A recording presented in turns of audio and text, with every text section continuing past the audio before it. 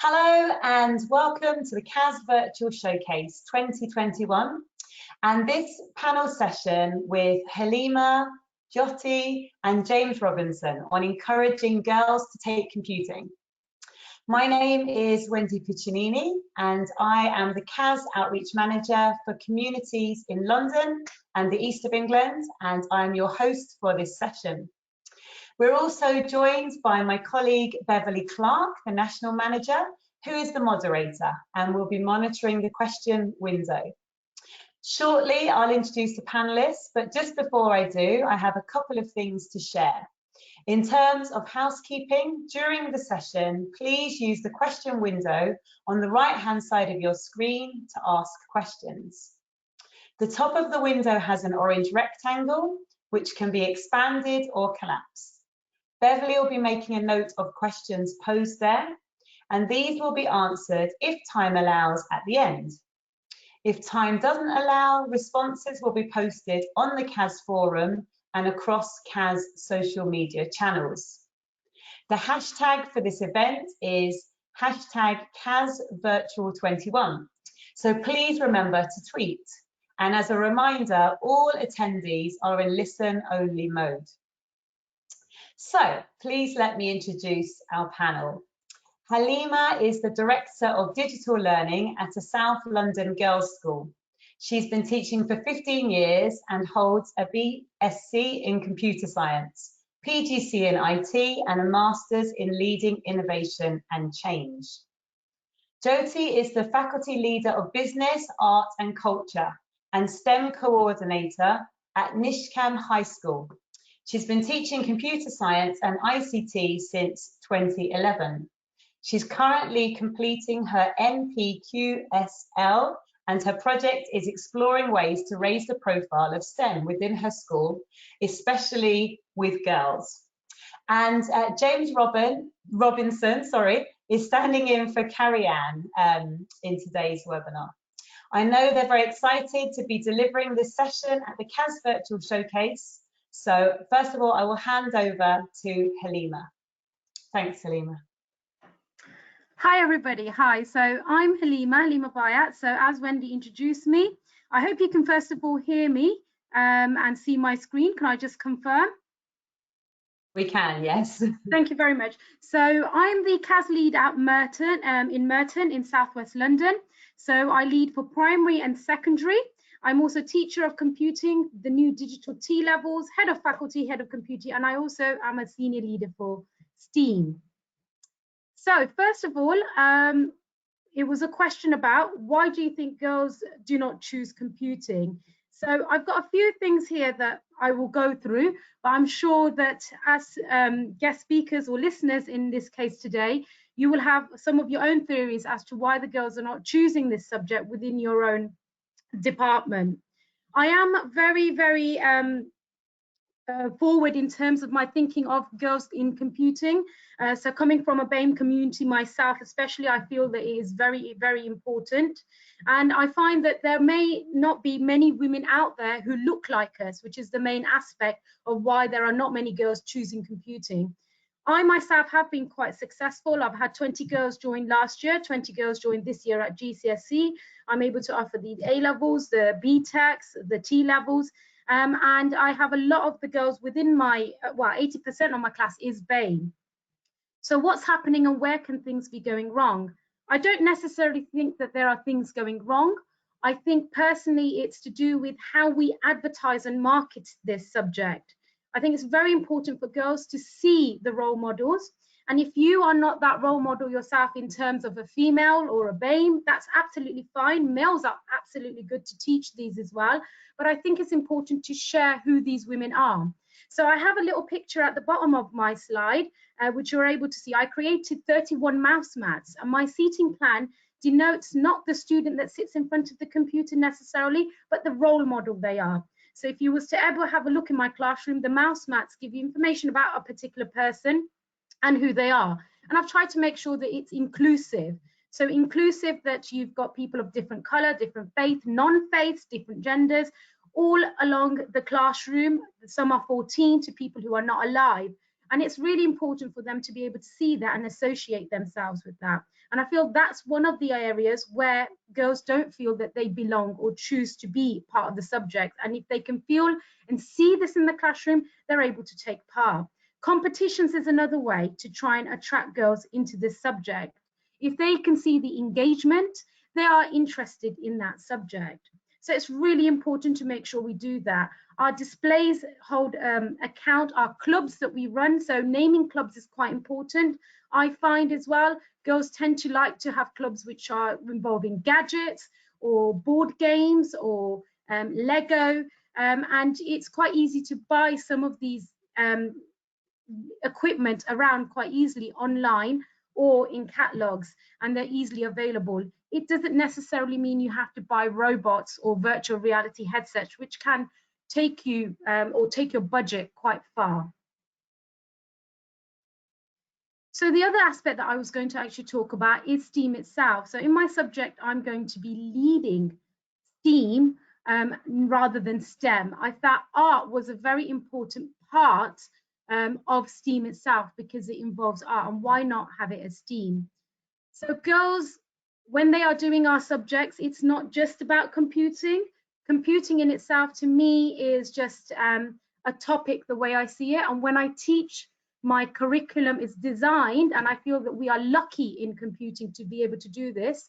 I can actually link lots of reality events that are occurring around us, current affairs, as well as the subjects that are around us that they are teaching. And I feel it's really important for students to engage and be able to see what is around them and how it links. That is a way to attract the girls in your subjects. If I was teaching a standalone computing topic, let's say for instance, I'll teach you how to do Scratch or Python, it's not as engaging as me linking it to something else. So for instance, a poem that they are studying in English could be recreated in Scratch as an example, because in computing we are learning about skills. But as soon as students, or especially girls, see that, they have a purpose and they feel the responsibility to do something about it. And as you can see, I have my little wall of fame here, so girls can actually see when they come in what sort of things that we do in the classroom. So STEAM in itself, this is a very unusual role for me. It was created for me to be a senior leader as STEAM, and it will involve me creating an academy. So this will be next year broadcast and sent out to all year 10 students, and that's where our focus is, because we find that if 3 years prior to further education we don't have girls involved, they will therefore not be involved in it afterwards. So the program involves year 10 students. 20 of them will be selected, and those 20 will apply for it. They may not necessarily think that STEAM is for them. They may be from deprived areas, they may be coming from the BAME community or communities where they are first to go to university. All of this will be considered, and the 20 will be selected to be on a special program where they get to use special equipment and go on special trips. Now, I know some of you may be wondering that if you're going to have STEAM, why can't it be for all? Well, it can be, and we do a lot in my school, or what I do as a work for STEAM, a lot across the school. So there's a lot of cross-curricular links. But what the academy that I'm going to set up is going to have is, for instance, going to have special equipment. So for instance, in the art department, we are looking to buy a projector that has sensors, so girls can create art pieces a bit like Picasso or Dali, and see it come to life by being able to step on objects on the floor, being able to create liquid nitrogen ice cream in the food department. So we're talking about things that will involve more money, and the money comes from every department sharing a little bit of themselves so that we can buy the equipment, but it doesn't necessarily mean it's for that subject. It will be used across the board. And that's the type of thing that I'm looking to do. But with that comes the attraction. It comes the attraction of girls wanting to do the subjects that traditionally they would not think about doing.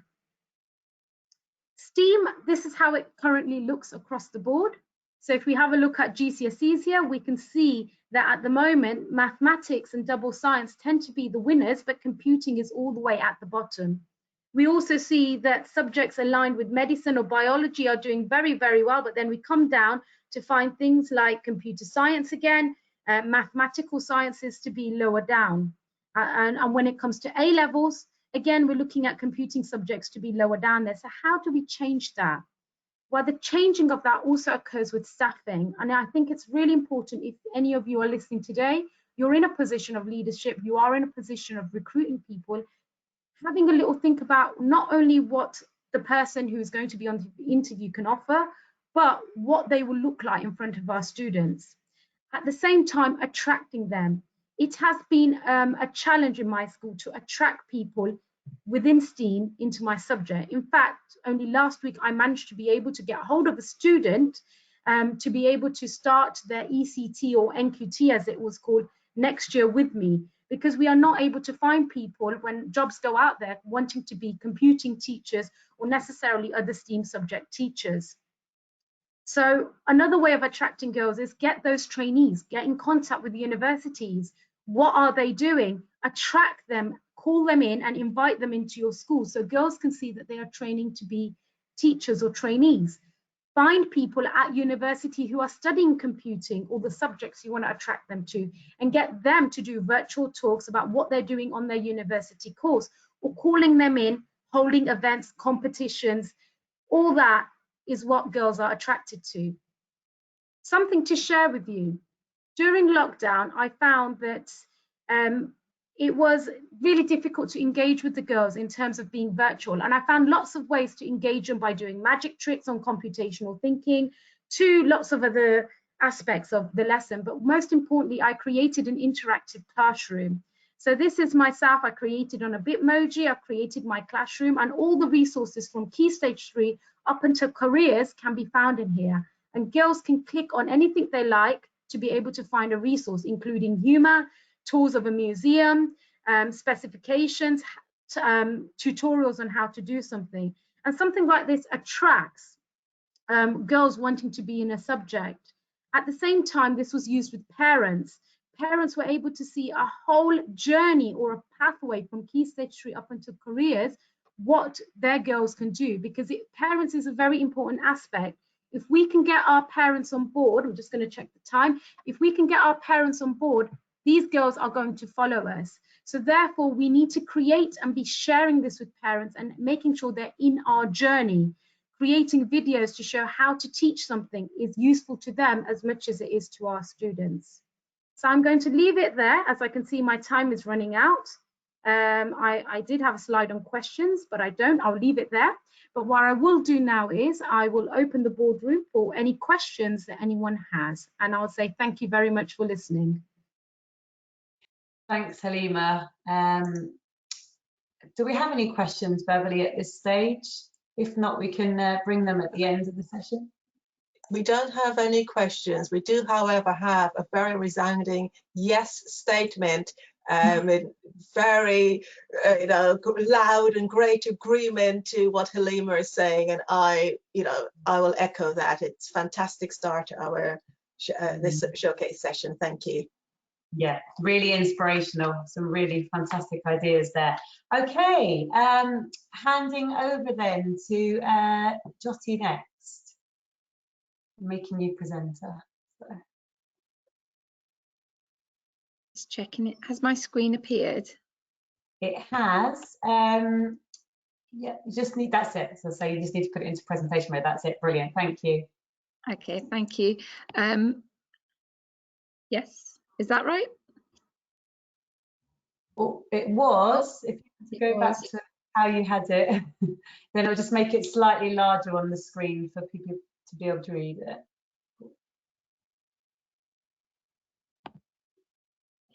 Is that better?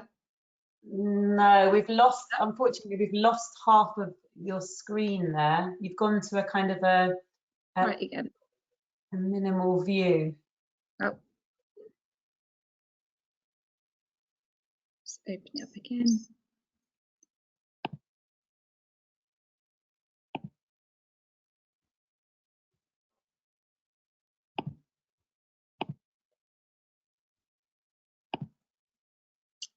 That's perfect. That's perfect. Okay. Yeah. Okay, thank you. Thank you. Hello, everyone. My name is Jyoti Chauhan, and I'm going to do this presentation on what I have been doing to encourage girls to take computing at our school. So when we think about the reasons about why not many girls take computer science at GCSE or A levels, what can we typically think of? What are reasons? When we ask them, what do they tell us? What I've found over the years, a lot of students are like, I don't like computers, it's for boys, it's too hard, it's not for girls. And I'm sure you've all got examples of what girls have said. My question is, well, what do we need to do about this? Because like Halima's mentioned as well, that mindset is so important to change, having this conversation, because we've got a stereotype attached to this. When we think about media and we think about computer scientists, the first name comes to my head is when you think of the Big Bang Theory and you think of Sheldon and everybody. Do we see different representation of female computer scientists forefront, or do we get to see the typical stereotype attached to it? And this is really important, because all of that in the media, this is what our students are seeing, this is what our parents are seeing, and we need to have these conversations with our students. Open conversation is what I've found, and what I've found is we've opened this up, and mainly I've done this in Key Stage 3 from year 7 onwards. Who would like to study computer science? That question's always asked, you know, why do we want to study? And it's so important. So within our lesson, we do a careers talk. We plan out for a week in the lessons in computer science and all the other subjects within our faculty. We look at different careers within computer science and technology, STEM as well. But before we start talking, we have a conversation, you know, what are typical jobs out there within technology, computer science, who would like to study it, why would you like to study? Having this conversation, having this discussion in the lesson has been so beneficial for us, where we found, sorry, I've just seen, has my presentation disappeared? It's not coming up. It's still there. We've got the next talk, who would like to study computer science, screen at the moment. Yeah, thank you. So we always have this discussion, and we have this conversation with students of why would you like to study, what are the reasons behind it, and a lot of them are very honest, and they say, well, we don't want to go into this. And going back to the same questions, answers that students have said before, it's not for us, or it's too hard, it's geeky. But after we've had these conversations and we've explored different careers, they're thinking through different examples, and we're changing that, and having that conversation is the most important thing for me, changing that mindset, just not with students, changing it with parents, getting parental involved in this, to say, right, you know, what career could you go within technology, and giving that avenue to explore as well is so important. What we found next is, I've found, and I've started to do this a couple of years ago, I took part in an action research where I wanted to look at how do we get girls more engaged within computer science lessons, and the topic I found was programming and using gaming, so where we were creating a game using a new software. What I found when we're looking at research was giving students that creative freedom and see how the participation of girls was, and it was much more positive. I found giving them an open space where they could choose different topics within gaming, what they want to create. They were able to collaborate with one another, share ideas. That gave them a real sense of voice within the lesson, and creative freedom. It wasn't dictated to them, right, we are going this area in gaming. They were allowed to make the choices. They were allowed to design the different games, talk about it. They felt much more confident. What I found previously is a lot of girls lacking their self-esteem is putting them down in going into computer science or going in this topic. They don't feel they are clever enough, or they don't feel they've got the confidence to answer questions within lesson. So having this topic, this girls felt much more confident within gaming, making a game, discussing it with their groups, working together on what they were able to make. Topics such as cybersecurity I found to be really successful as well. You're able to relate day-to-day aspect within this field, and that got a lot of our students, especially girls, really enthusiastic. Same as when we've done programming, especially with Python programming using Python Turtle. Again, you can see the visual representation of the coding, and that made a massive difference to our students, and especially the girls, because they could see what they've coded. And you know, the encouragement I saw with girls, the support they were giving in their work, and it was great. We were celebrating that, and not also celebrating it where it's overemphasized, but in the correct moderation, because it is everyone, making sure it's inclusive and making it for everyone to take part in this. One thing I will say within the curriculum that I found is having that creativity. A lot of, you know, computer science is a creative subject, and opening up so many different avenues within computer science that we can explore, because even within programming, there's so many areas that we can go in, so we can get students more engaged. And that personally within our school, with our students, we found to be most successful with students. Outside the classroom, I think just as important, it's in the classroom, outside is just as important. What are we offering to our students? What are we offering for them?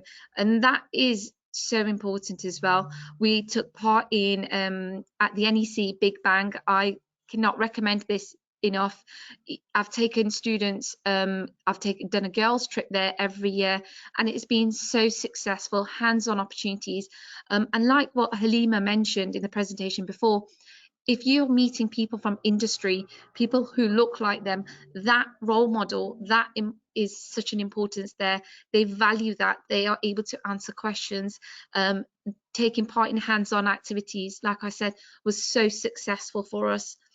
Cyber discovery competitions, cyber first competitions with girls, with our year 8 girls. We did a lunchtime club where girls would come in and take part in so many of the activities, coding activities, and it was successful. We had 4 teams of girls in that, and we had 2 of our girls who went through to a residential they were invited to at GCHQ headquarters, and that residential had the greatest impact because they came back, they were excited, enthusiastic, and that's when they decided that they want to pursue this as a career. That made such a difference to these girls who, when I met them in year 7, did not like computer science. It's not for me, miss.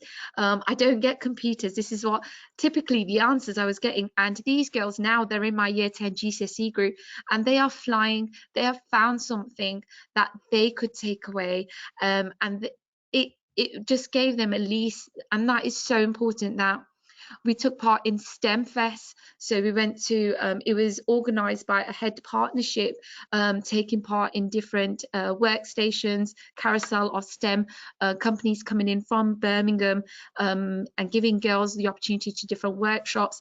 Again, it was fantastic, the opportunities the girls saw, meeting people, local industry people, and what they can do. That was an eye-opener. Next week we're doing Tech West Midlands, taking part in year 8 and year 9 girls online activities with aerospace engineering. We've got HSBC, all of local communities within Birmingham doing activities with our girls online, and that's been the greatest success for me, I would say, as well as the lesson, the curriculum, outside exploring what we can do within the field has been one of our biggest achievements we've done. And going back to what has been mentioned is role models. You know, if students are meeting somebody who looks like them within that field, is the greatest thing. They have that confidence of asking questions, and bringing in STEM ambassadors. We had some STEM ambassadors today come do an online session with our students, and you know, it's been positive for them and for us as well to see that somebody's coming to them, speak to them about careers, speaking to them about what they are doing, how they started their journey, and giving that insight to our students has been really, really positive. And you know, displays, I changed my display last year, coming in after the pandemic coming back, making it inclusive. You know, we talk about computer scientists, and I think all of us can mention the famous computer scientists that we can think of, but how many of our students know the female computer scientists? How many of them know the different areas within STEM and what contributions females have done? Changing the classroom display has helped massively for us in lessons. They're coming in, they're reading, they're looking at different people, what they've done in the world of technology and STEM, having that opportunity, you know, getting them to see. So I would say displays are one of, you know, the biggest things that we can do within our classrooms, within our areas, faculty areas, subject areas, to show representation to girls of, right, you know, if we're encouraging girls going into our subject, well, here are examples of females who've been in there. This is what they've achieved. This is what they've done. So finally, I'm finishing off. You know, the main thing is, how are we going to empower girls? What are we going to do? We wanted to make it genuine. We want to do this because we want more females within STEM, within technology. How are we going to give these opportunities? And I think also, not only is it for girls, it's important for the boys to see these different opportunities that are out there, the female computer sciences, what they've done, what are they bringing into the field as well. So just a quote to keep you something to read and take away with us. And for me, I'll just finish off saying, for me, the biggest thing was giving that space to girls, safe space where they can talk about computer science, areas that they would like to go into, and also sometimes they feel they may not be able to speak about that in front of boys, giving them that opportunity. You know, what areas are you engaged in, what do you like it, and building up their confidence, so within a classroom they can answer questions, they want to take part, they want to think of this as a career that they can engage in as well. So thank you very much for listening. If you do have any questions, I think we're taking at the end. Thanks, Jyoti. That was fantastic, really inspiring, and thanks for reminding people listening about having that safe space for girls to be able to ask questions as well. So important, but yeah, really, really fantastic. Thank you very much. We will have questions at the end. I'm going to hand over to James now. And before I do, just to say a massive thank you to James for standing in at the very last moment for Carrie Ann. So really appreciate that. And I'm just going to make you the presenter so you can share your slides with us. So just handing over control now. So you should be able to get started. Thank you.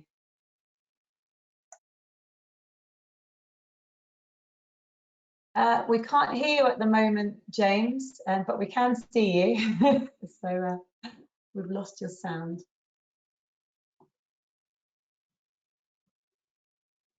How's that? Is that better? That's perfect. That's perfect. Okay, there we go. That's sorted out. Right, so I'm going to try and share my screen. Bear with me. I'm not super used to this platform, so I'm going to go for that one. So hope you can see a slide. We can indeed, yeah. Super. Okay. But now you can't hear me, can you? We can hear you. You're good to go.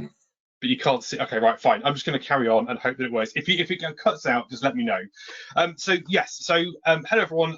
My name is James Robinson. I am standing in today for Carrie Ann. So I'm very much the substitute presenter for this session. And I'm going to be talking a little bit about the gender balance in computing project, which is something that has come out of the work that we're doing as part of the National Centre for Computing Education, and is being funded by the DFE.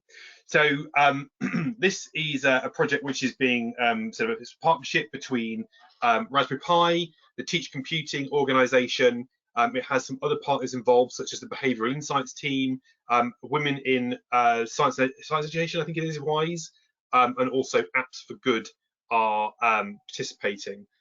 And And so this is, I want to sort of echo a lot of what Halima and Yoti have said is really important. They've shared lots of really good examples from their classroom and their experience of encouraging more girls into computer science. And I think that they've given some really great examples. I think particularly talking about extracurricular activity and how that can be a motivating factor for girls. Creativity within computing. I think it was Yoti that said, computing is a creative subject, and that's something that I very passionately believe also.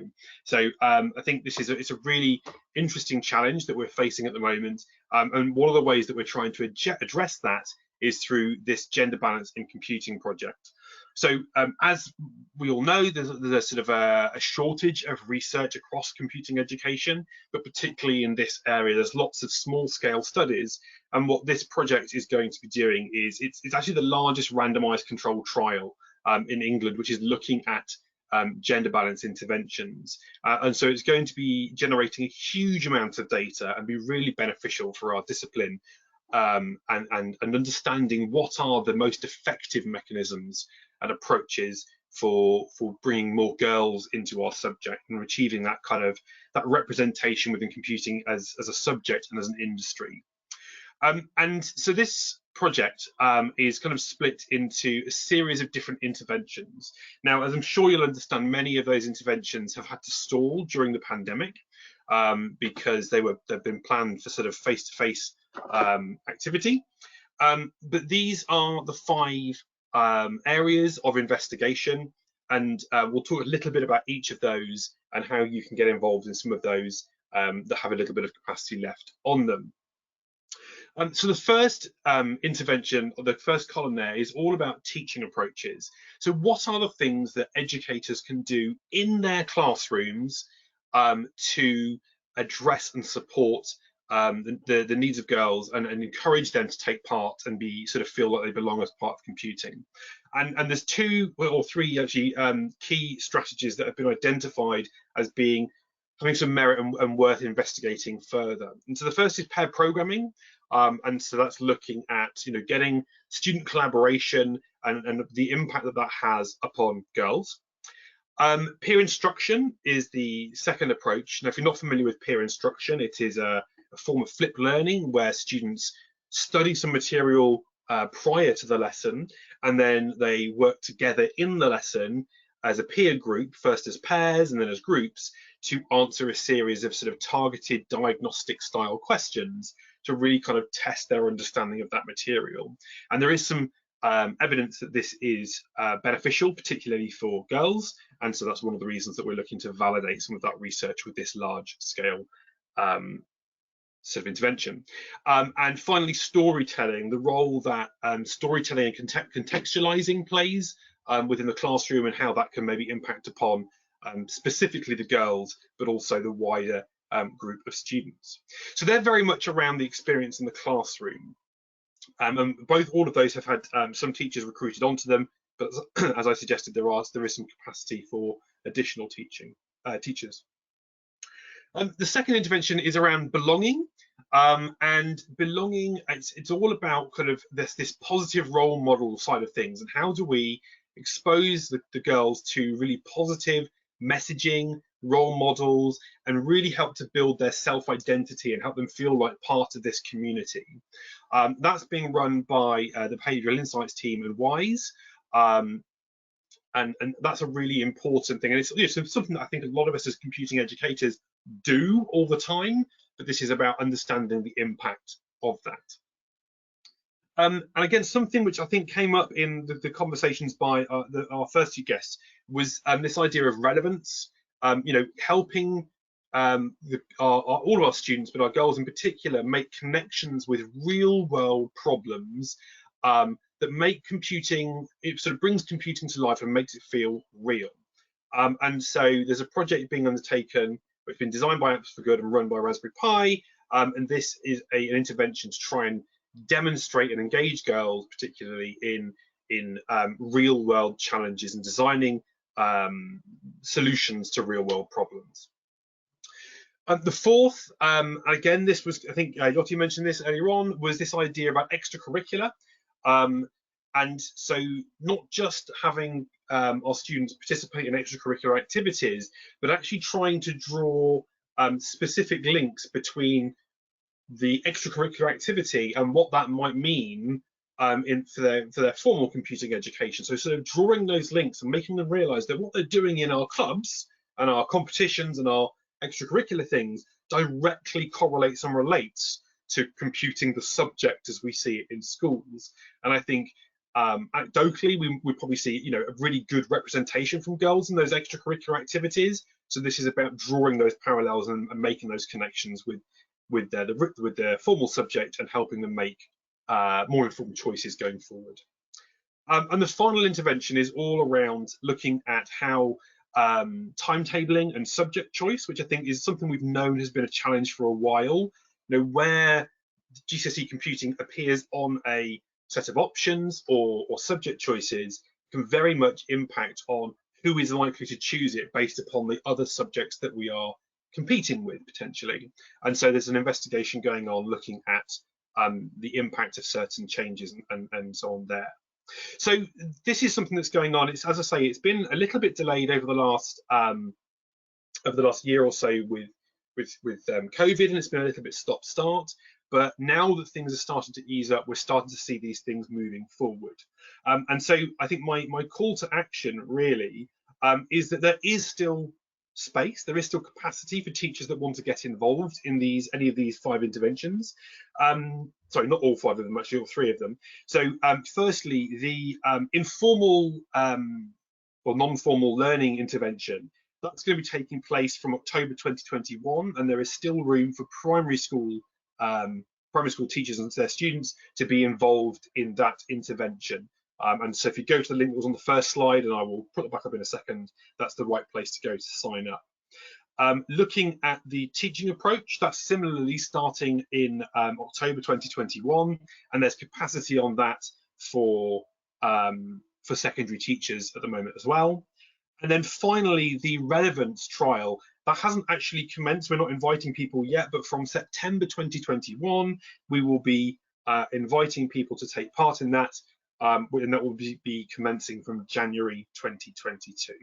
And so I think, in summary, this I think is a really exciting opportunity for all of us within the computing education community, whether that's researchers, teachers, or people providing content, to really understand what are the things that make the most significant difference for our girls, and how can we do our absolute utmost to encourage them into the fantastic world that is computing. I think that's everything that I was going to share. I'm going to be sticking around for some questions as well, but I think that's me. So I'm going to stop sharing and hopefully hand back to Wendy.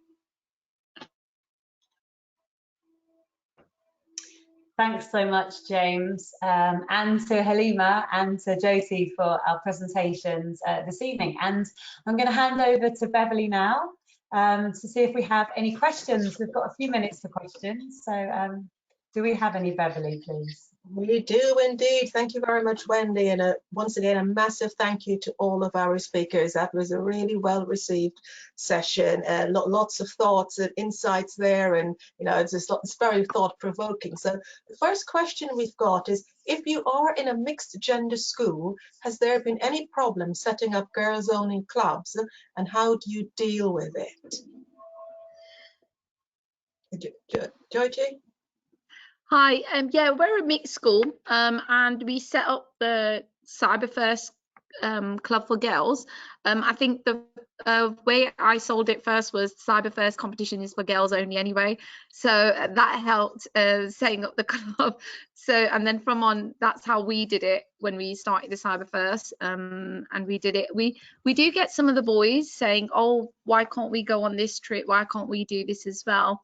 But we've had frank conversations with them saying there are going to be opportunities. However, we show them statistics, we show them what research has shown, and I think that made them really understand why we're doing things for girls within our subject.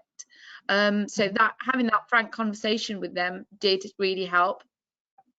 Thank you so much. James, I don't know if there's anything that's come out of the research study that's taking place.